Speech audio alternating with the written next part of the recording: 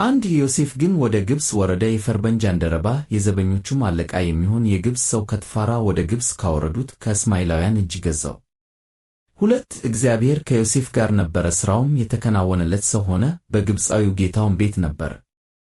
3 ጌታውም እግዚአብሔር ከእርሱ ጋር እንዳለ እርሱ የሚሠራውንም ሁሉ እግዚአብሔር በእጁ እንዲያከናውንለት አየ።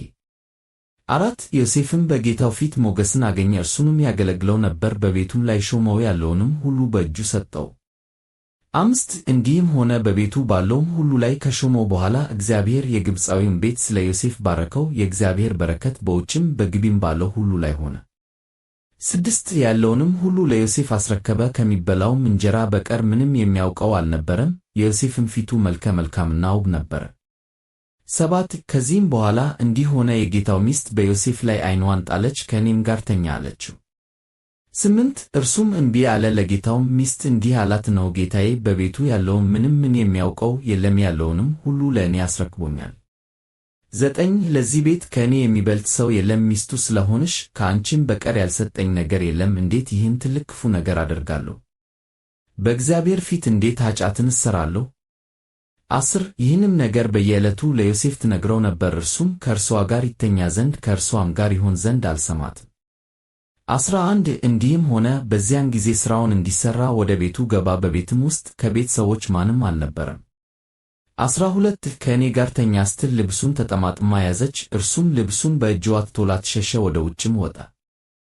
13 እንዲህም ሆነ ልብሱን ትቶ ወደ ውጭ እንደሸሸ ባየች ጊዜ 14 የቤቷን ሰዎች ወደ እርሷ ጠርታ እንዲህ ብላ ነገረቻቸው፣ እዩ ዕብራዊው ሰው በእኛ እንዲሰለቅ አግብቶብናል፣ እርሱ ከእኔ ጋር ሊተኛ ወደ እኔ ገባ፣ እኔም ድምፄን ከፍ አድርጌ ጮኹ።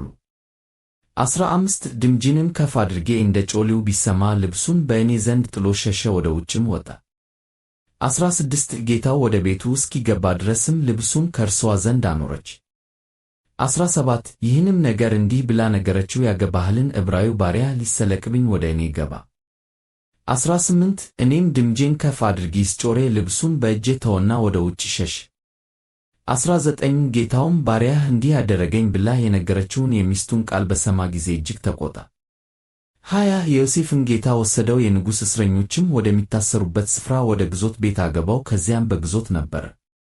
21 እግዚአብሔርም ከዮሴፍ ጋር ነበረ፣ ምሕረትንም አበዛለት፣ በግዞት ቤቱም አለቃ ፊት ሞገስን ሰጠው። 22 የግዞት ቤቱም አለቃ በግዞት ያሉትን እስረኞች ሁሉ በዮሴፍ እጅ አሳልፎ ሰጣቸው፣ በዚያም የሚደረገው ነገር ሁሉ እርሱ የሚያደርገው ነበረ። 23 የግዞት ቤቱም አለቃ በእጁ ያለውን ነገር ከቶ አላሰበም፣ እግዚአብሔር ከእርሱ ጋር ነበረና የሚያደርገውንም ሁሉ እግዚአብሔር ያቀናለት ነበር።